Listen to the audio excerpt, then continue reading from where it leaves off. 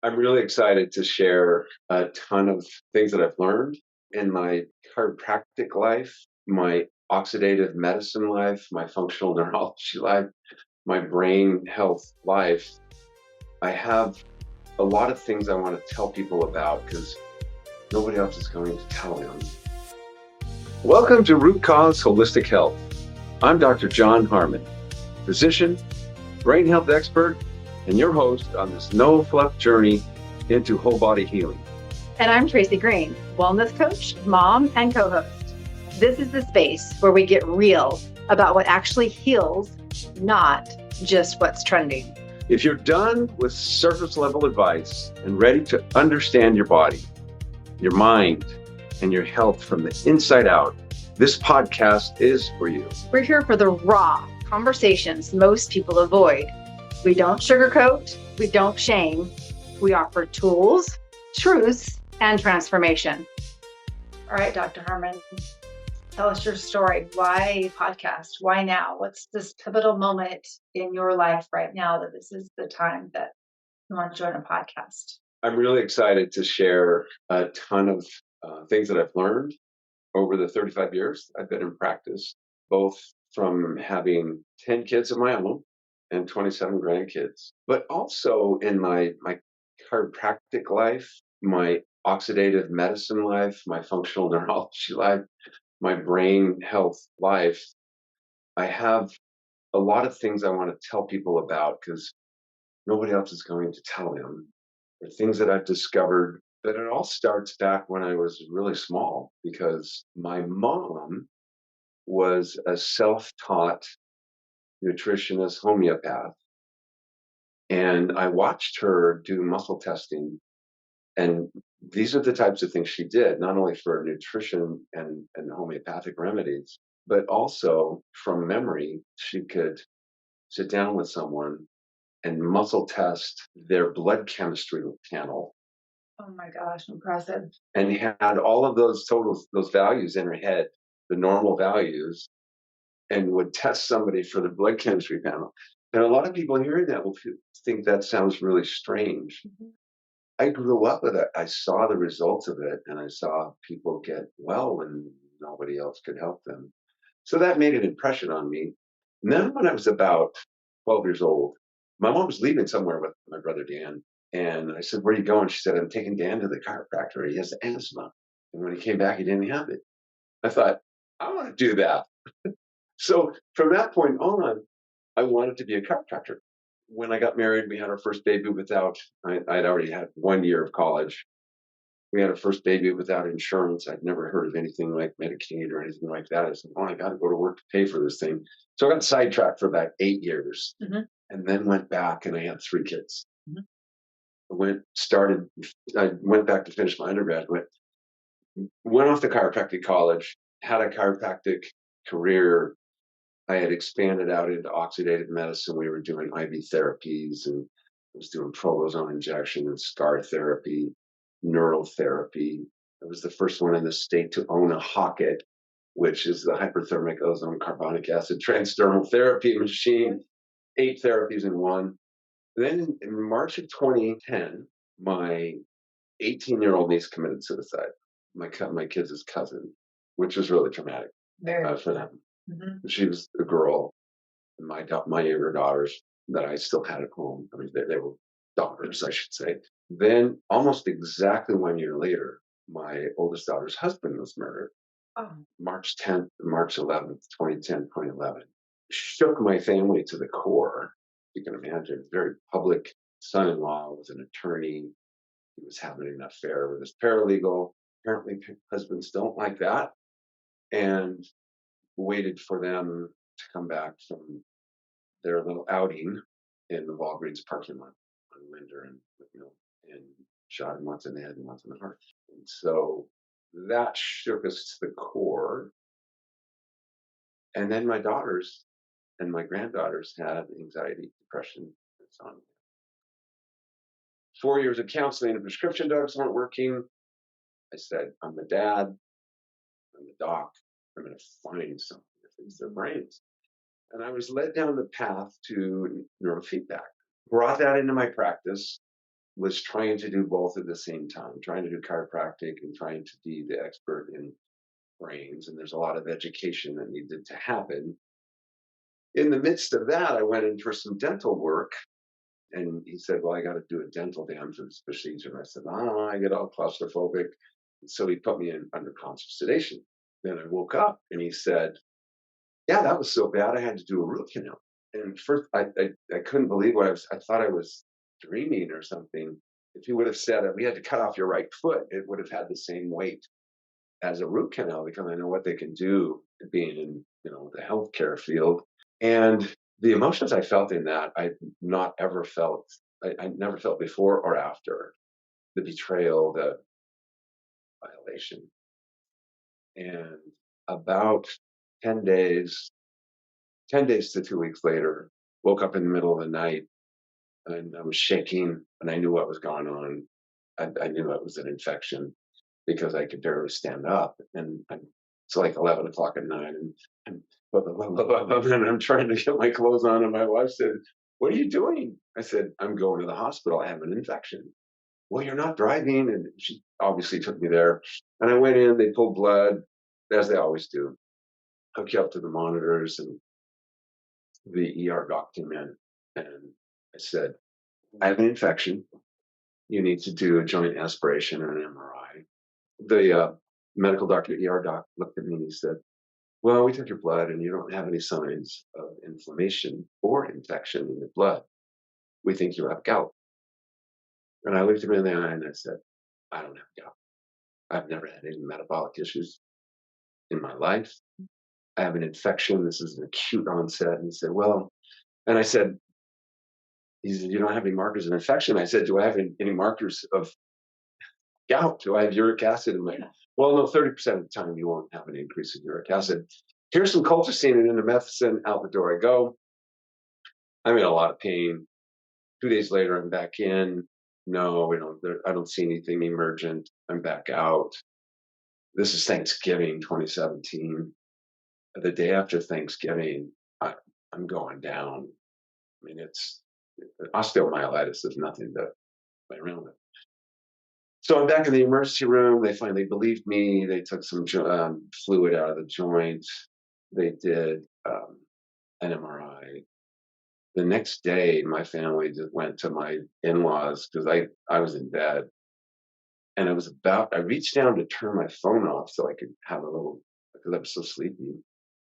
And it was ringing and it was the doctor's office. And I, hello. Mhm. He goes, "Dr. Harmon, you need to get in the hospital right now.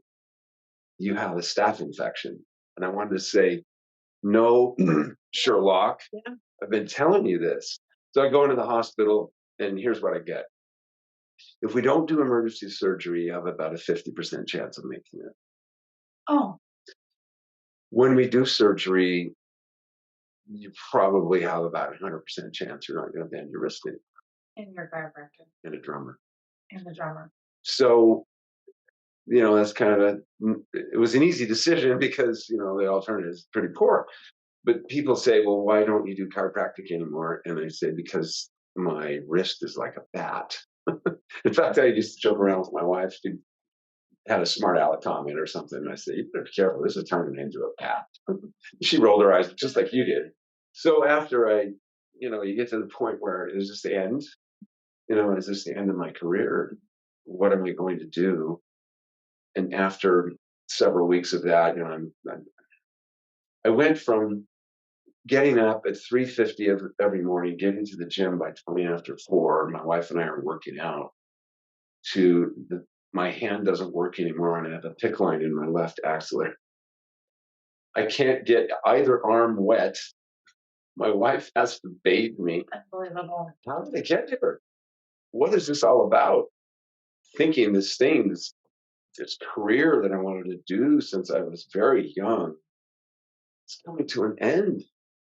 And I was a musician and I played in a rock band in the 70s for 8 years. And then I got to the point where I said, "You know what?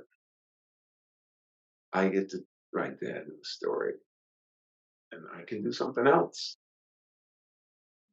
At that point, I felt driven to use the 2.5 months of staying home because I couldn't go to work to get educated in reading acute EEGs and started my path on functional neurology and laser therapies and all of the things. Passion without education can sometimes be dangerous.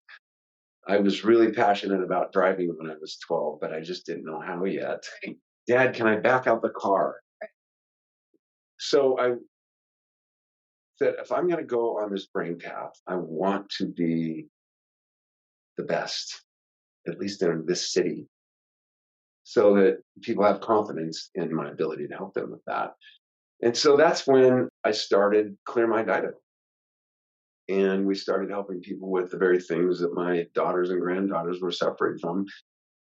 Unbeknownst, well, not so much unbeknownst to me, but I also had anxiety-induced insomnia, waking up in the middle of the night, my heart's pounding, thinking I'll probably die tonight from all of that stuff that went on. So a lot of healing has happened in my own family, a lot of rescuing them out of the depths of anxiety, depression, and all those things, which has been very rewarding for me. That's how I got to this place. People ask me, well, why don't you do chiropractic anymore? You were the best chiropractor in town, and I can't find anybody else. And I did. I invented some adjustments that nobody else does. And not to, I don't say that to brag. It makes sense to me. If somebody has chronic neck pain and their collarbones are way off, one side's going to be pulling, one side's going to be stretched. I did that a lot to fix neck pain. It was adjust the collarbone right here. It's been really rewarding helping people on this journey with brain health and seeing lives change, not only my own family, but everything from small infants who had birth trauma. One actually drowned and was revived, and they had to keep him on fentanyl and morphine. Otherwise, every time he would come into full awake, he would go into these sympathetic rage because all of the doctors and needles and white coats and all that stuff. And to bring him out of that, the mom actually had to bring him from California, because when you're in the Medicaid system, you do what they say, or they call CPS. She brought him to Idaho. 7 sessions in, that little boy looked at me and smiled and actually said his first word, "Dad, Dad." Not to me, but to Daddy. Oh, We get to help people in that way. So I turned all my efforts from the IV therapies and the chiropractic to helping people with brain issues. And still, that speaks to my healthcare heart. That's why I went into it in the first place. They come in to tell me that I've helped them, whatever I did. And I said, you know what? I got 2 weeks worth of endorphins out of that. I'm flying high. Thank you very much. That's I live to do that.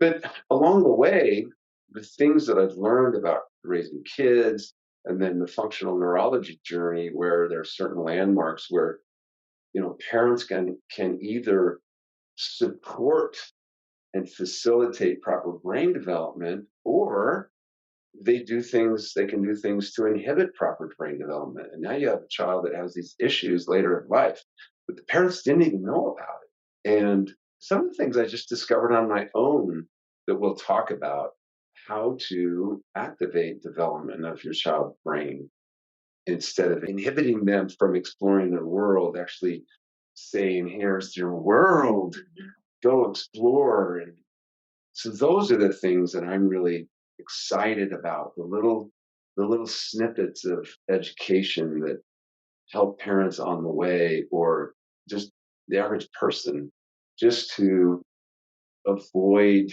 things that eventually, if I keep doing this, it's going to lead to that. It's not something that happens right away, so it's kind of insidious. It's just brewing in the background. And you think about, what are the 2 reasons people go to the doctor? There's really only 2. One, I know I have something and I'm going to get it checked out, or I'm just going for my annual physical. Either way, there are things the doctor will not tell you because you don't have any symptoms for it. right. Absolutely. And so they're not going to talk to you about is it really bad to have cholesterol? Is it really bad to eat salt? Is it really bad to go out in the sun? They'll just talk about that narrow little thing that you came for, or they'll do your blood work, your blood pressure, and take your blood chemistry and maybe liver function. No, you're good. Next day, the person dies from something they don't even know they had. Incredible. And that's all. That's the healthcare system. Unfortunately, that thing they died from was maybe could have been from the medication that their medical doctor told them to take 20 years ago. And so there are ways of helping people navigate through this maze of the food, the water, the things my parents did that made it so I can't do this.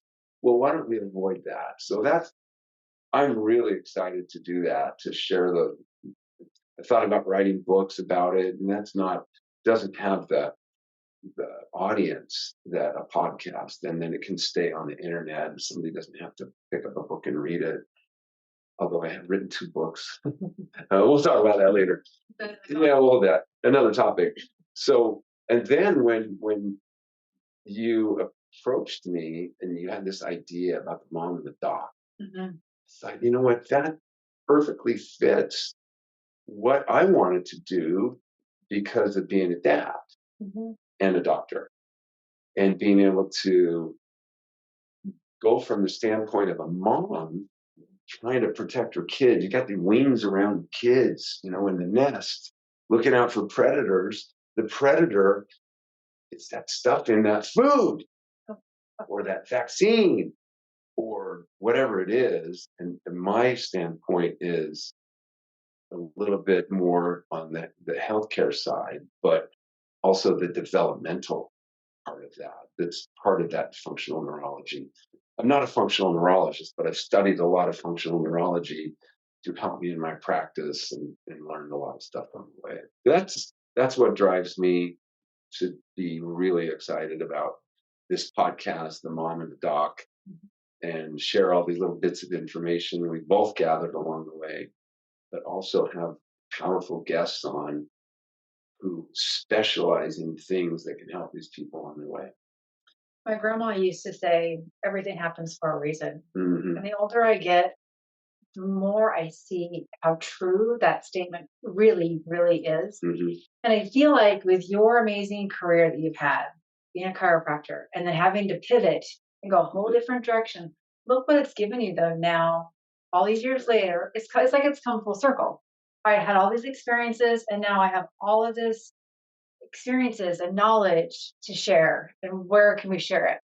You know what? I've always tried to look at the silver lining my whole life. There's always a silver lining. And luckily with this wrist thing, it was a month in.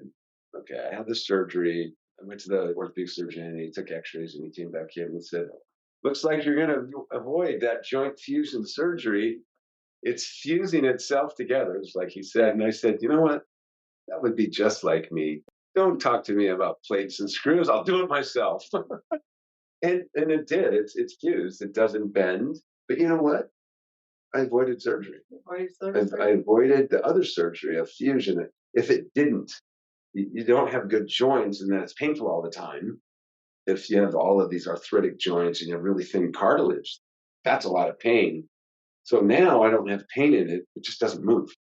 You mentioned silver lining, and the first thing that popped into my mind was during COVID, I lost my job. I was a movie chick for 13 years. I sold advertising for the movie theaters. 13 years, gone. I was no longer the movie chick. During COVID, I started Root Cause Holistic Health Facebook group. And I knew then that I wanted to do something with root cause. I didn't know what I was going to do with it. But I knew that there was going to be silver lining of me losing my job and having all that time at home during COVID, educating people that were part of the group.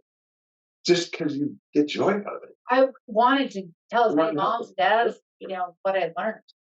And I really feel like the silver lining to COVID, losing my job, is starting the group. And then here we are now talking about a podcast and educating people on several different topics.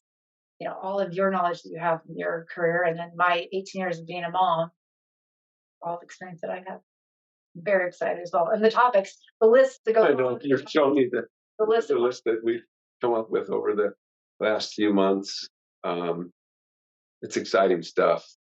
Perfect timing, I think, with what's going on in the world. Stuff's coming out now.